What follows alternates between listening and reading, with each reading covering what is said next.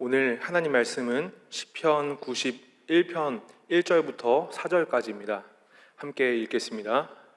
지존자의 은밀한 곳에 거주하며 전능자의 그늘 아래에 사는 자여, 나는 여호와를 향하여 말하기를 그는 나의 피난처요 나의 요새요 내가 의뢰하는 하나님이라 하리니, 이는 그가 나를 새 사냥꾼의 올무에서와 심한 전염병에서 건지실 것이미로다. 그가 너를 그의 깃으로 덮으시리니 내가 그의 날개 아래에 피하리로다. 그의 진실함은 방패와 손방패가 되시나니. 아멘. 오늘도 바쁘신 가운데 예배를 위해서 하나님 앞에 나오신 모든 성도님들을 하나님께서 참으로 기뻐하실 줄 믿습니다. 이 시간 하나님께서 이 예배를 기뻐 흠양하시고 또 하늘의 은혜를 부어주시길 소망합니다. 요즘에는 호캉스라고 호텔에서 바캉스를 즐기는 여행이 인기가 있습니다. 밖에 돌아다니면서 유명한 장소들을 구경하는 것보다 멀리 가지 않고 한 곳에서 다양한 서비스를 즐기는 것을 호캉스라고 이야기합니다. 그런데 저는 아무리 호텔이 좋고 또 객실에서 휴식을 잘 취했다고 하더라도 집에 있을 때의 편안함을 그리고 참심을 더 느끼는 것 같습니다. 밖에서 좋은 것을 보고 잘 쉬는 것도 중요하지만 집에서 쉬는 것이 진짜 휴식을 취하게 되는 것이죠. 그래서 아무리 작은 집이라도 내 집이 최고이고 또 짧게 자더라도 잠은 집에서 자야 되는 것 같습니다. 그런데 오늘 우리에게 주시는 하나님 말씀도 이 쉼과 연관이 있는데요. 오늘 이 시간 우리가 전능자의 그늘 아래에서 라는 제목으로 시편 91편 속에 담긴 하나님의 말씀을 함께 나누어 보길 바랍니다. 시편은 BC 1490년부터 BC 444년까지 약 1000년에 걸쳐 기록되었다고 하고, 또 1편부터 150편에 이르는 수많은 시들이 5권의 형태로 구성되어 있습니다. 오늘날 성경은 구약과 신약으로 구성되어 있는데, 예수님 시대에는 아직 신약 성경이 기록되기 전이라서 구약 성경만 하나님의 말씀으로 여겨졌죠. 그리고 구약 성경 중에서도 시편에는 하나님을 향한 찬양과 믿음의 고백들 뿐만 아니라 우리가 일상에서 흔히 겪을 다양한 감정들이 들어 있습니다.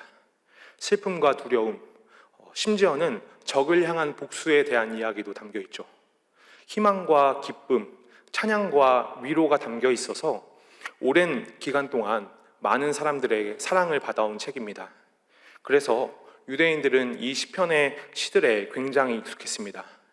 그리고 예수님 역시 이 시편을 잘 알고 계셨는데요.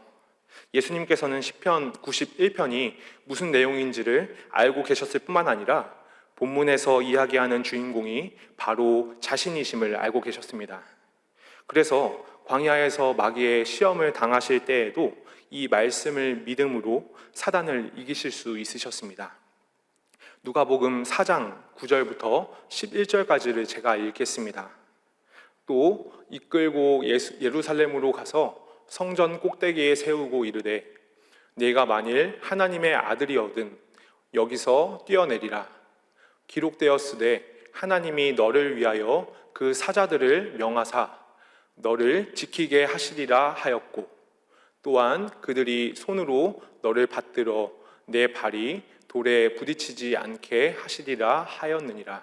아멘. 예수님께서 성령의 이끌리심을 받아서 광야에서 사단의 시험을 받으셨는데, 사단의 시험이 예수님께 성전 꼭대기에서 뛰어내리라는 것이었습니다. 그런데 이때 사단은 아주 교묘하게도 시편 91편 11절 12절 말씀을 이용해서 예수님을 시험합니다. 그러면 시편 91편 11절과 12절 말씀을 한번 살펴보겠습니다. 그가 너를 위하여 그의 천사들을 명령하사 내 모든 길에서 너를 지키게 하심이라. 그들이 그들의 손으로 너를 붙들어 발이 돌에 부딪히지 아니하게 하리로다. 아멘. 정말 사단은 하나님께서 하신 말씀을 교묘하게 이용해서 예수님께 이야기했습니다. 예수님이 정말 하나님의 아들이시면 시편 말씀처럼 하나님께서 지켜주실 것이니 한번 뛰어내려 보라는 것입니다. 뛰어내려서 자기에게 예수님이 하나님의 아들이심을 증명하라는 것입니다. 여기서 사단의 말은 정말 그럴싸합니다. 예수님께서 하나님의 아들이시라면 하나님께서 절대로 가만두시지 않을 것이기 때문이죠. 그럼에도 사실 이 안에는 사단의 아주 교묘한 속임수가 숨겨 있는데요. 먼저 예수님께서는 하나님의 아들이십니다. 그리고 이 사실은 누구보다 사단이 잘 알고 있습니다. 사단은 누구보다 예수님께서 하나님의 아들이심을 알고 있었습니다. 그러니 굳이 사단이 사단에게 당신이 하나님의 아들이심을 증명하실 필요가 없으십니다. 그런데 사단은 지금 하나님의 말씀을 운운하면서 예수님께 성전 꼭대기에서 뛰어내려 보라 라고 이야기하는 것입니다. 만일 예수님께서 사단의 말대로 뛰어내리셨다면 그의 말에 따라 움직이는 것이 됩니다. 하나님의 아들이 사단의 말대로 행하는 것이죠. 그러니 지금 사단은 어떻게든 교묘한 논리로 예수님을 자기 뜻대로 움직이려고 하는 것입니다. 그리고 사단은 예수님께서 가장 척박하고 힘든 환경에 계실 때에 찾아왔습니다. 예수님께서 지금 계신 곳은 광야이며 지금 40일 금식기도 중이십니다. 사람이 가장 예민할 때가 언제입니까? 밥을 굶을 때입니다. 그리고 주변을 보면 모래밖에 없어요. 도시처럼 좋은 환경도 아닙니다. 밤에는 너무 춥고 낮에는 너무 뜨겁습니다. 지금 예수님께서 계신 환경은 그 어느 때보다 척박하고 마음이 꺾이기 쉬운 환경입니다. 그런 상황에서 사단은 예수님께 음식으로 유혹했고 세상의 모든 권세를 주겠다라고 이야기했습니다. 그리고 예수님이 하나님의 아들이라는 것을 증명해보라 라고 시험하는 것입니다. 그런데 그때 예수님께서는 그것을 굳이 증명해서 하나님의 아들이심을 드러내지 않으셨습니다. 사단의 말대로 행하지 않으신 것이죠. 다만 시험하는 사단을 두고 주 너의 하나님을 시험하지 말라라고 말씀하셨습니다. 그러면 예수님께서 완벽하게 사단의 시험을 이기실 수 있었던 이유가 무엇일까요? 예수님께서 하나님의 말씀만을 붙잡아야 승리한다는 사실을 잘 알고 계셨습니다. 시편 91편 1절에는 전능자의 은밀한 곳에 거주하며 전능자의 그늘 아래 살아야 사는 자라고 나옵니다. 그런데 은밀한 곳은 평소에는 잘 드러나지 않습니다. 하나님의 품 안에 거하는 것이 평소에는 잘 티가 나지 않는 것입니다. 그런데 우리 인생 중에는 사냥꾼의 올무와 심한 전염병과 같이 내가 어떻게 할 수 없는 상황들이 찾아오기 마련입니다. 사단의 시험 속에서 하나님의 말씀만을 붙잡아야 하는 순간들이 찾아옵니다. 그때야말로 비로소 내가 하나님의 은밀한 곳에 거하며 또 하나님의 그늘 아래 살고 있는지가 드러납니다. 바로 지금 예수님의 40일 광야 금식 기도가 그때입니다. 사단이 계속해서 하나님의 말씀을 꺼내어서 예수님을 유혹했고 돌을 떡으로 만들고 성전 꼭대기에서 뛰어내려 보라 이야기하고 하나님의 아들임을 증명하라고 했습니다. 자기 말이 맞는 것처럼 교묘하게 속여서 하나님의 말씀을 이용해서 예수님을 시험한 것입니다. 하지만 그때에 예수님은 사단이 아니라 하나님의 말씀을 믿었습니다. 피난처와 요새 되시는 하나님만이 나를 살리실 수 있는 분이라 믿었습니다. 하나님만이 예수님을 사냥꾼의 올무에서와 심한 전염병에서 건지실 수 있다는 그 사실을 굳게 믿으신 것입니다. 그렇게 하나님을 의지하시기에 하나님께서 예수님을 피조물의 모습으로 이 땅에 보내셨을 때에 아멘 하셔서 오셨고 또 광야에서 오직 하나님만을 붙잡으셨으며 십자가에 매달려서 죽으셔야 하는 그 상황 속에서도 이를 거절하지 않으셨습니다. 자신의 생명까지 다 드려야 하는 십자가 죽음 속에서 하나님께서 나를 살리실 것이라는 사실을 믿었기에 아멘하고 십자가에 매달리셨습니다. 하나님 말씀을 굳게 믿고 사단의 유혹을 이기신 것입니다. 사랑하는 성도님들, 그러므로 광야의 척박한 상황과 배고픔 그리고 사단의 시험이 결코 예수님을 쓰러뜨릴 수 없습니다. 십자가의 수치와 공포가 예수님을 넘어뜨릴 수 없습니다. 지존자의 은밀한 곳에 거하시며 또 전능자의 그늘 아래 거하시는 예수님을 사단이 결코 시험할 수 없습니다. 이처럼 우리가 믿고 따르는 예수님은 하나님을 믿음으로 사단의 모든 시험을 이기시는 분이십니다. 그러므로 이 시간 우리가 이렇게 고백하길 바랍니다. 다 같이 저를 따라 고백하시겠습니다. 예수님께서 믿음으로 사단의 시험을 이기셨습니다. 시편 91편 4절 말씀을 함께 읽어보겠습니다. 그가 너를 그의 깃으로 덮으시리니 내가 그의 날개 아래 피하리로다. 그의 진실함은 방패와 손방패가 되시나니. 아멘. 4절에서 깃이 나오는데 이 깃은 새의 날개 깃털을 말합니다. 즉 하나님께서 예수님을 자신의 날개로 덮으신다는 것입니다. 그러면 날개 아래 피한다는 것은 무엇을 의미할까요? 동물의 왕국을 보면 어미새가 자기 날개를 벌려서 자기 새끼를 덮어주곤 합니다. 그렇게 새끼들은 어미의 품 안에 거하게 되죠. 그런데 그렇게 어미의 날개 아래 피하게 되면 그 주변에 있던 포식자들의 눈에는 어미새의 날개만 보이게 됩니다. 새끼들을 잡아먹기 위해서는 먼저 어미새의 날개를 뚫어야 하는 것입니다. 어미새와 싸워 이겨야 되는 것이죠. 그런데 본문에서 날개가 되어주시는 분이 누구십니까? 바로 여호와 하나님이십니다. 하나님이 보호하시는 날개가 되어주셔 그 무엇도 공격할 수 없습니다. 그리고 본문에서 하나님의 진실하심은 방패와 손방패가 되어주신다고 말씀하는데 당시 고대에는 두 종류의 방패가 있었다고 합니다. 하나는 사람의 몸 전체를 가릴 수 있는 커다란 방패이고 또 하나는 휴대하기에 편한 사람의 몸통 부분만 가릴 수 있는 작은 방패라고 합니다. 그런데 커다란 방패는 멀리서 쏘는 화살까지 다 막을 수 있지만 이동하기에는 불편했고 또 작은 방패에는 이동하기는 편했지만 우리 몸 전부를 가릴 수는 없습니다.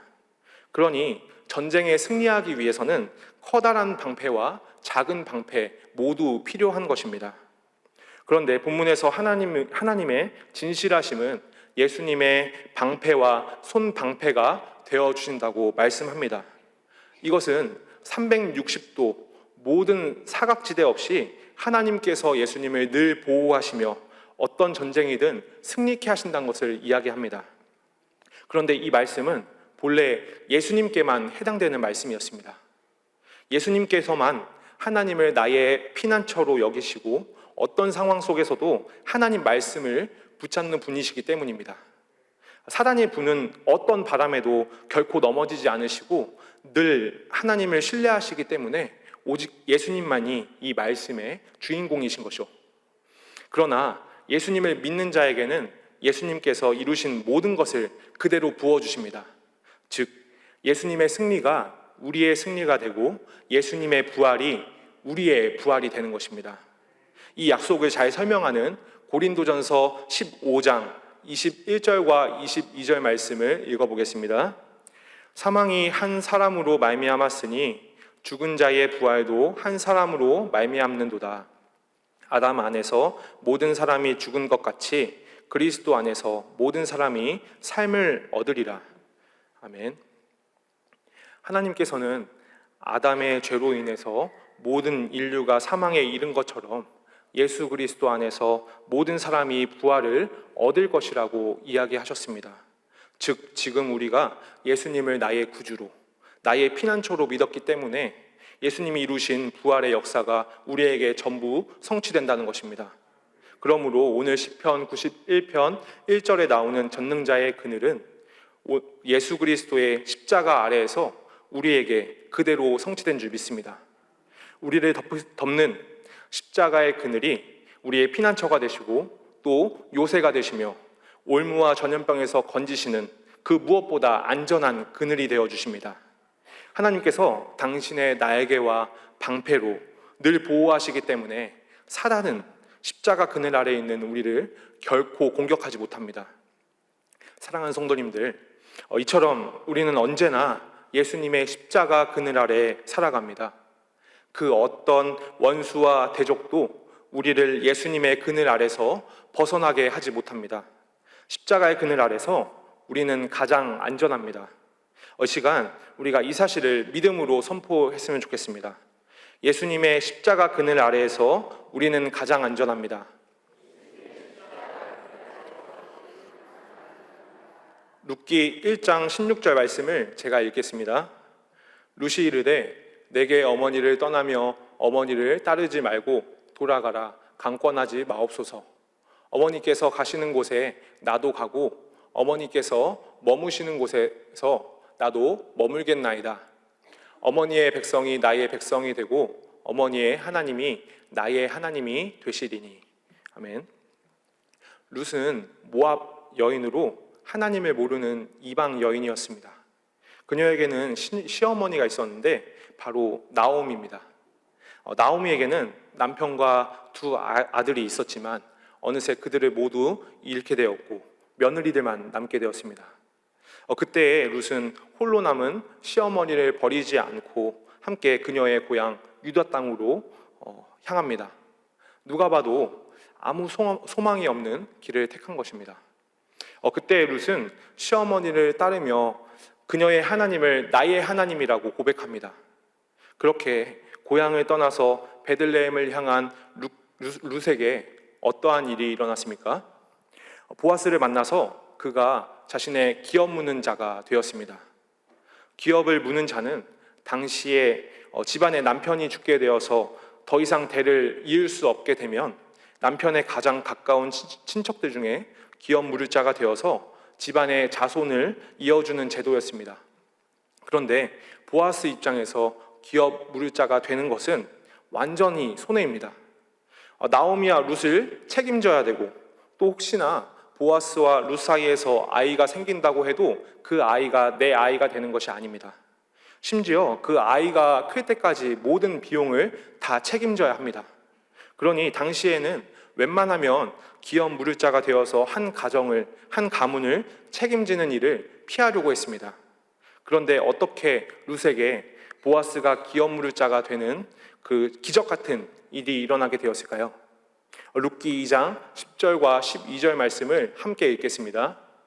룻이 엎드려 얼굴을 땅에 대고 절하며 그에게 이르되 나는 이방 여인이거늘 당신이 어찌하여 내게 은혜를 베푸시며 나를 돌보시나이까 하니 보아스가 그에게 대답하여 이르되 내 남편이 죽은 후로 내가 시어머니에게 행한 모든 것과 내 부모와 고국을 떠나 전에 알지 못하던 백성에게로 온 일이 내게 분명히 알려졌느니라. 여호와께서 내가 행한 일을 보답하시기를 원하며 이스라엘의 하나님 여호와께서 그의 날개 아래에 보호를 받으러 온 내게 온전한 상 주시기를 원하노라 하는지라. 아멘. 12절에서 보아스는 룻에게 이스라엘 하나님 여호와께서 그의 날개 아래 보호를 받으러 온 내게 온전한 상 주시기를 원하노라 라고 이야기합니다. 여기서 보아스는 룻이 단지 양식 때문에 이스라엘로 왔다고 여기지 않습니다. 룻이 여호와 하나님 날개 아래 보호를 받기 위해서 온 것이라고 믿고 이야기한 것입니다. 그리고 이 말씀은 단지 보아스가 룻에게 이야기하는 것이 아니라 하나님께서 보아스에게 감동을 주셔서 룻을 향해 하나님께서 하시는 하나님의 축복의 말씀입니다. 하나님께서 룻을 인정하시고 그녀를 축복하시는 것이죠. 그런데 하나님께서 룻을 축복하시는 것처럼 하나님의 날개 아래 보호를 받으러 온 모든 이들에게 하나님께서 주시는 온전한 상이 있는 줄 믿습니다. 사랑하는 성도님들, 이처럼 하나님께서 주시는 온전한 상은 룻과 같이 소망이 없고 눈앞이 깜깜한 가운데 하나님께서 열어주시는 기적을 말하고 또 예수님의 십자가 그늘 아래에서 그분이 이루신 부활에 함께 누리는 기적을 말합니다. 또한 그분의 보호하심 아래에서 어떠한 대적의 공격도 승리하는 기적을 말합니다. 오늘 이 시간에 예배하는 모든 분들은 한 분도 빠짐없이 여호와 하나님의 날개 아래 보호를 받으러 오신 분들인 줄 믿습니다. 예수 그리스도를 나의 거처로 그리고 나의 피난처로 삼으며 살아가는 모든 성도님들께 하나님께서 이미 온전한 상을 예비하신 줄 믿습니다. 다 같이 저를 따라 선포하시겠습니다. 예수 그리스도를 나의 거처로 나의 피난처로 삼으며 살아가겠습니다.